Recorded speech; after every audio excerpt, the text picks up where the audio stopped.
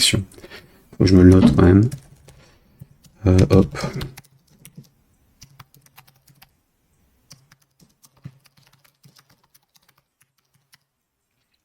De l'autre côté,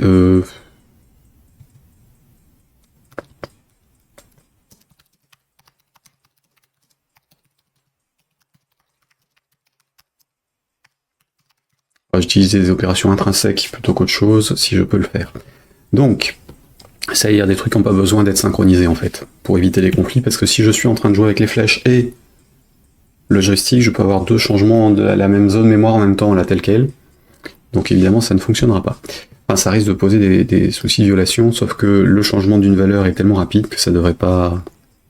Enfin, c'est un octet qui est changé quelque part en mémoire, ou une zone machin, ça devrait pas poser de soucis. Mais on n'est pas sûr. Alors, donc ce qui m'intéresse, c'est l'angle des joysticks. J'ai l'ID du contrôleur de jeu, j'ai l'axe qui est utilisé et j'ai sa valeur. Alors, dans mon cas, l'axe, il a 6 valeurs. Le stick gauche en XY, le stick droite en XY, ou les triggers qui sont en bas du game controller, si c'est traité de façon cohérente par rapport à la machine, le type de contrôleur de jeu, ainsi de suite.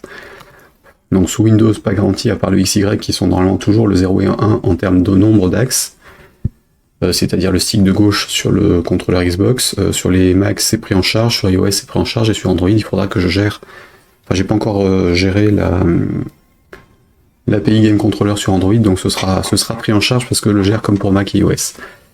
Du coup, j'ai un axe qui a des valeurs en X ou un axe qui a des valeurs en Y.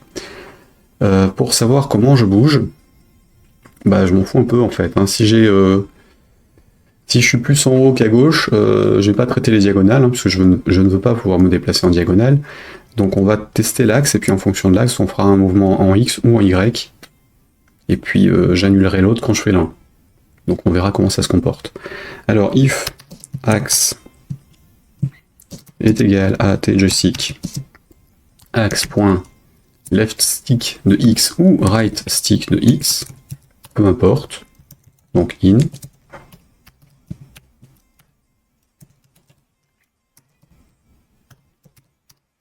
de x mais de right. Hein. Donc on est sur l'un des deux sticks du contrôleur de jeu, on va à gauche ou à droite. À ce moment-là, je fais quelque chose. Déjà, je suis en X, donc j'annule VY. Ensuite, je vais... alors, plutôt non, je vais pas annuler VY, je vais appeler to the left et to the right, qui feront l'annulation de VY. Donc là, selon la valeur que j'ai récupérée, donc if machin, la valeur, ça va de 0 à 1, si je me souviens bien. Et donc, on ne va traiter ça que si on est au-delà d'un certain truc, parce qu'en fait, ils sont pas toujours à 0, enfin... Historiquement, les sticks pouvaient ne pas être à 0 quand ils étaient au repos, donc ils avaient toujours un chouïa de déplacement, et c'est, selon l'ancienneté des gamepads, ça peut être aussi le cas. Donc je vais déclencher les déplacements que si je suis à 30% du déplacement du stick. Donc end value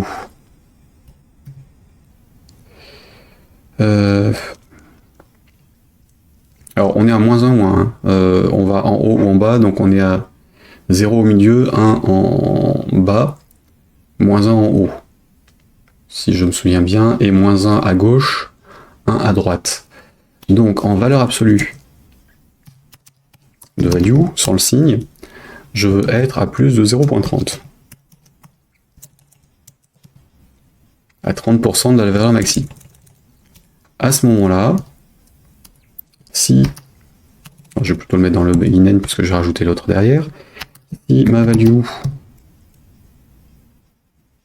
est supérieure à 0, je vais vers la droite. Sinon, je vais vers la gauche.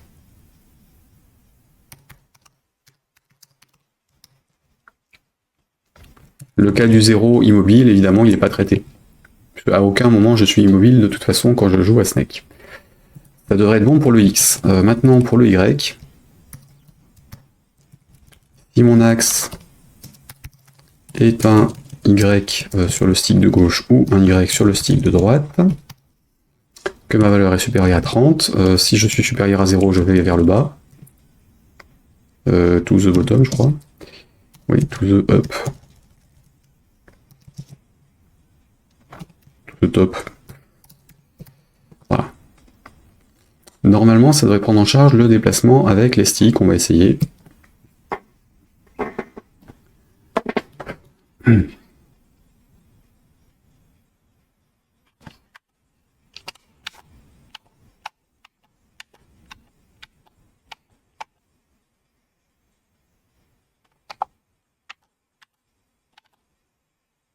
Donc là, je suis parti en diagonale et évidemment, ça fout du bordel. Hop.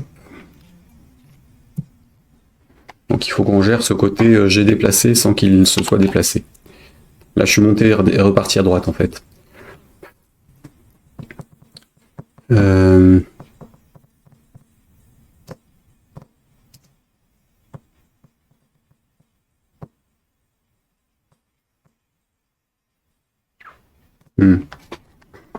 Comment est-ce que je gère ça? Parce que là, on est sur des morceaux de cellules en plus, des morceaux de déplacement. En tout cas, les sticks sont pris en charge, hein, donc ça c'est bon, ce to-do là, il peut sauter. C'est fait.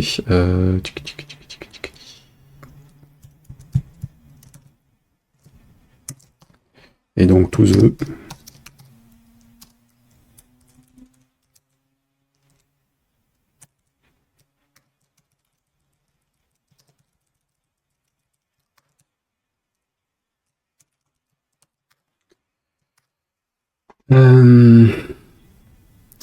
Comment est-ce que je fais ça? Donc là, je change la direction. Si je change de direction, je suis sur une case, je repars à 0 sur le déplacement sur la case d'à côté.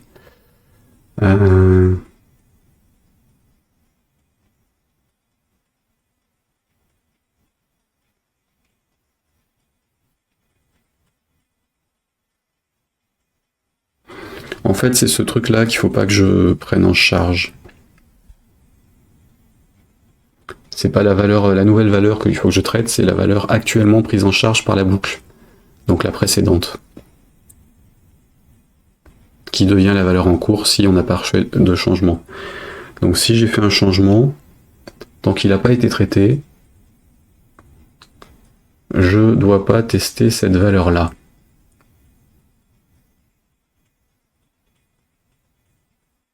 Donc je dois avoir un prév X et un prév Y.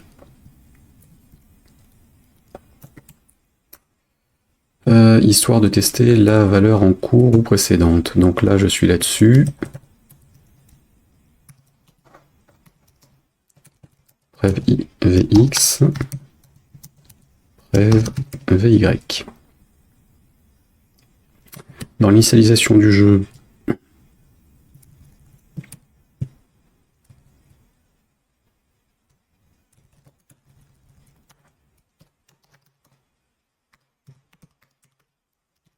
on se met en X et Y, en Vx et en Vy.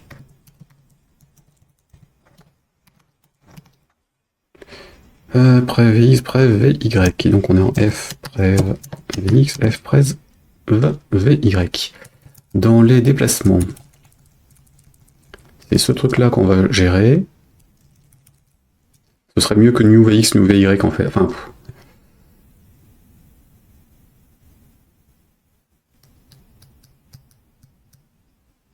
non, je vais plutôt faire new. On déplace, on change le truc et on est en Vx ou en Vy actuellement. Ce sera plus lisible sur la durée. Donc là, on est plutôt en new Vx et en new Vy. New Vx, new Vy, c'est la même chose.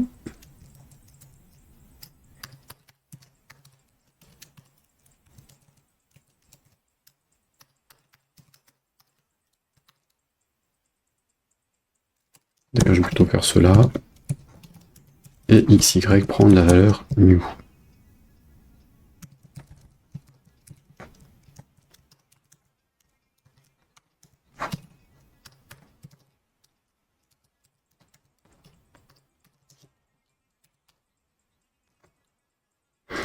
Voilà.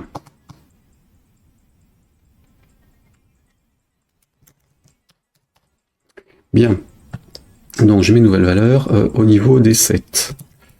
Enfin des changements. J'enregistre ça. C'est new VX, new VY que je change.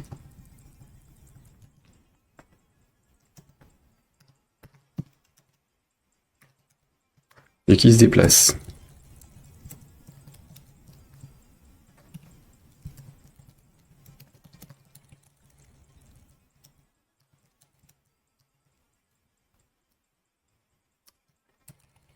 Et du coup, on refuse le déplacement si l'actuelle valeur est inverse. Ça, c'est bon.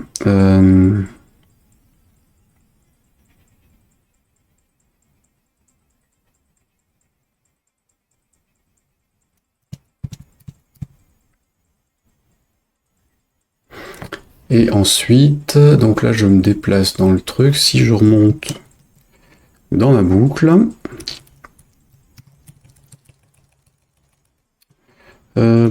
boucle, game loop. Tu es là. Au niveau de mes changements de coordonnées.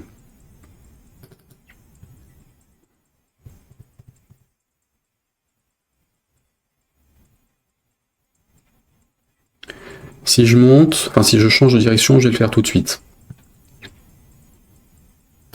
Donc if, alors j'ai la valeur précédente, if Vx est différent de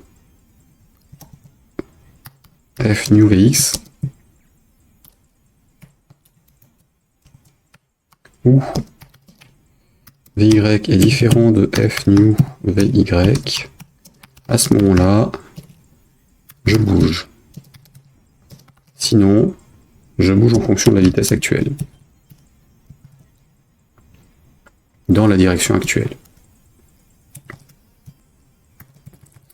Donc là, first en valeur tronquée. Bah d'ailleurs, first en fait il prend hop, on est là-dessus. Donc on est sur f first x, enfin f first part de x plus f new, ou plutôt plus vy et vx. Comme ça, ce sera bon et je les change juste au-dessus. Je change de direction, il l'applique tout de suite. Et donc Vx prend f new Vx, Vy prend f new Vy. Donc j'aurai plus cet effet, je bouge un cran et je peux déplacer dans l'autre sens, normalement. Normalement. Essayons. Alors je retente au clavier. C'est plus facile à reproduire. Donc toc toc.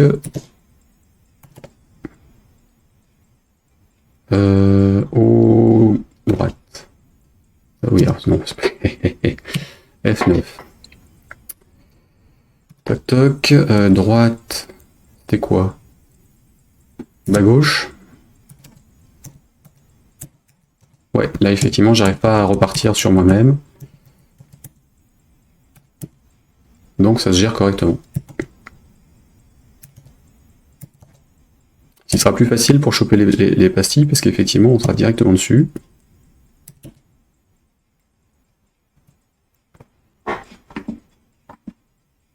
Donc là, avec le contrôleur, hop, hop, hop.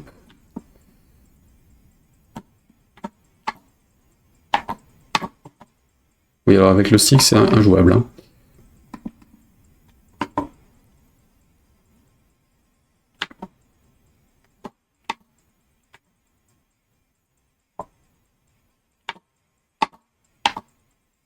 Ouais, avec le stick, c'est injouable.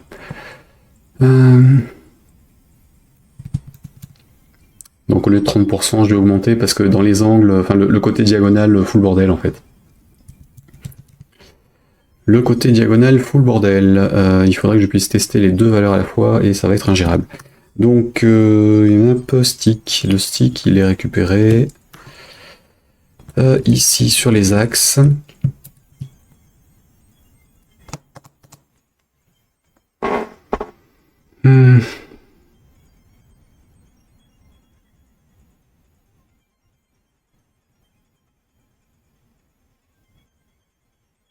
Comme je renvoie la valeur, enfin, je sais pas dans quelle direction je suis en fait.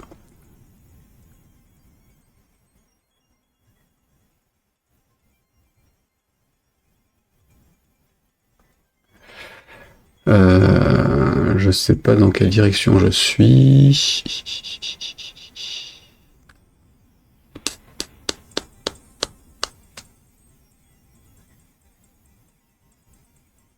Puis de toute façon, si je suis dans les diagonales, quoi qu'il arrive, je serai à plus de 30% parce qu'on a tendance à aller jusqu'au bout du truc. Donc effectivement, c'est le bordel. Salut Jeddah, bienvenue. C'est le bordel. Donc les sticks, ce sera injouable. Parce que je peux pas prendre en charge le côté je suis plus dans la diagonale. Sauf si je laisse le serpent bouger en diagonale.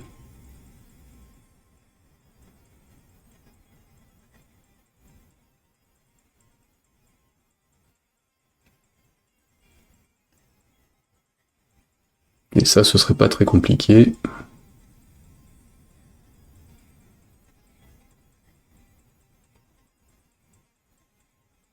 On va essayer. On va gérer les diagonales. Hop.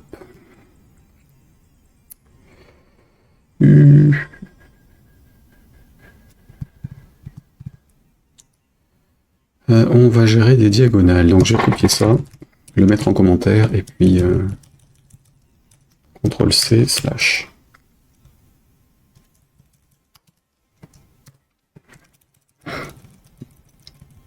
Ça risque d'être très moche, hein, mais le reste du code devrait fonctionner quand même. Après, ce sera une histoire de dessin, hein, si on le fait vraiment. Alors, si je suis sur le X, si je suis supérieur à 0, je fais du +1. F new Vx prend 1.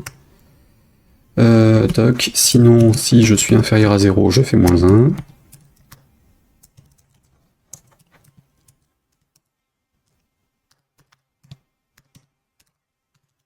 Sinon, F new Vx prend 0. Par contre, je vais quand même le faire à inférieur à -3. Quand même.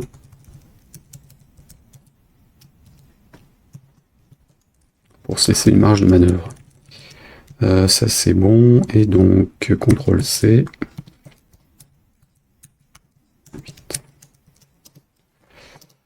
Et ici l'autre.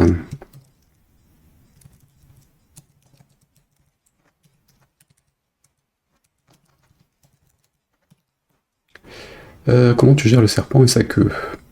Alors ouais, je suis passé sur une liste effectivement à enchaînage. Donc je me suis créé une petite classe simplement avec les coordonnées de l'élément actuel et l'élément suivant en partant de la queue en fait. Donc le first, ça n'a pas besoin de savoir quel est son précédent. Par contre, le dernier que je déplace vers le précédent, enfin sur l'avant-dernier de la liste, a besoin du suivant. Donc je le gère sous cette forme-là. Et du coup, en création, dans le init, hop. Dans l'initialisation, je crée la tête à une certaine coordonnée. Je crée la queue à 2 cases plus loin, et puis je lui associe le body, qui lui-même a comme précédent la tête.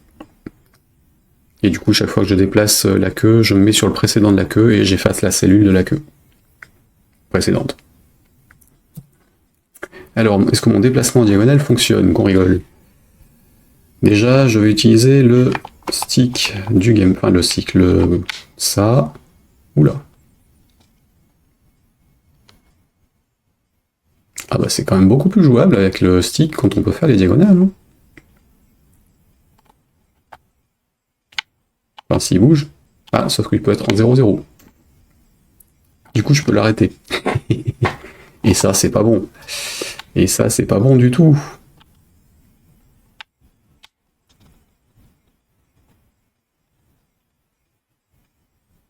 Mais on a un serpent réaliste.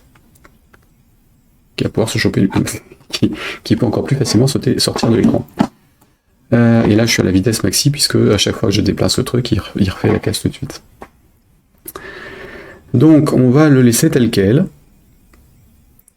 Sauf que le côté immobile me dérange un peu quand même. On va dire qu'on le met à 0 que si l'autre n'est pas à 0. Donc, hop.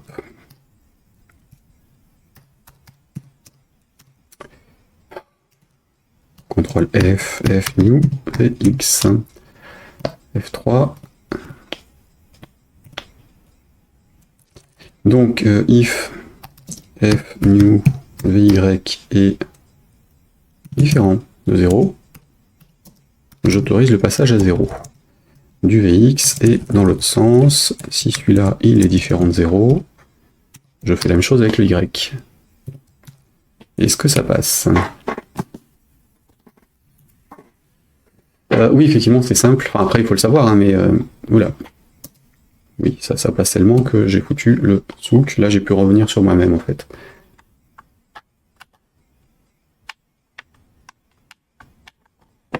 Et oui, là, je peux revenir sur moi-même, parce que contrairement au pad, je ne teste pas si j'étais dessus ou pas. Donc, c'est...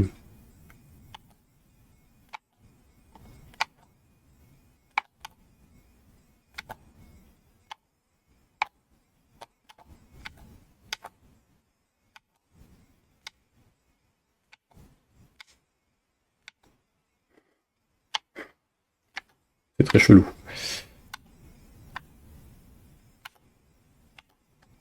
Quand même plus facile avec le pad, hein. Enfin, avec le truc de direction, ou avec le clavier, hop.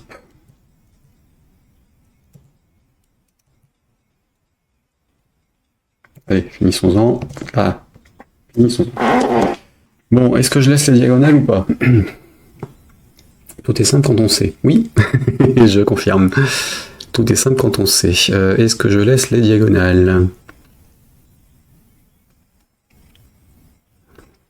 Ou est-ce qu'on privilégie une direction et on ne bouge l'autre que si l'autre est à 0?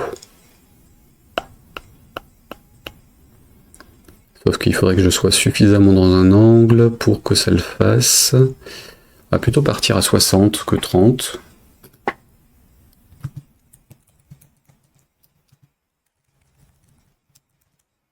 Pour vraiment être à l'extrémité, de toute façon, peu de chance qu'on soit entre les deux. Mais en fait, quand on est dans l'angle, on ne sera pas totalement dans la direction. Donc je devrais avoir réduit les diagonales là.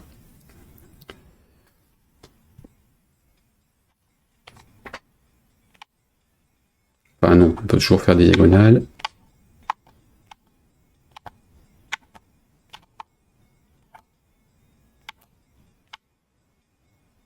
Mais il faut être vraiment dessus.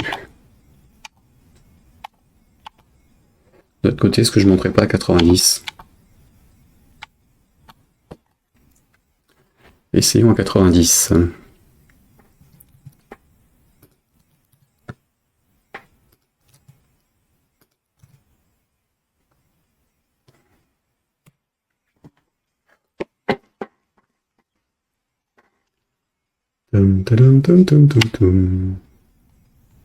Ouais, là j'arrive plus à choper une diagonale. Enfin, difficilement à choper une diagonale.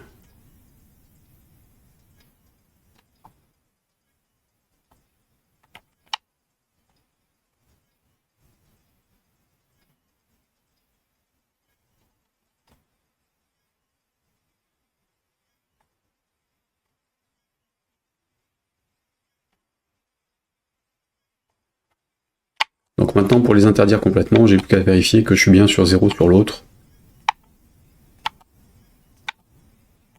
Et ce sera bon. Alors, hop, et on aura fini, du coup on s'arrêtera là. Puisqu'a priori, j'aurai traité tous les cas, et du coup demain on fera un Tron à partir de ce truc-là, et multijoueur. Comme ça on aura une sélection du joueur et du contrôleur de jeu, ou en tout cas du stick, ou de l'élément de déplacement du contrôleur de jeu, ou du clavier pour le joueur, et on aura deux éléments qui se dessineront un truc à l'écran, qui pourront se planter l'un sur l'autre. Donc, j'ai dit.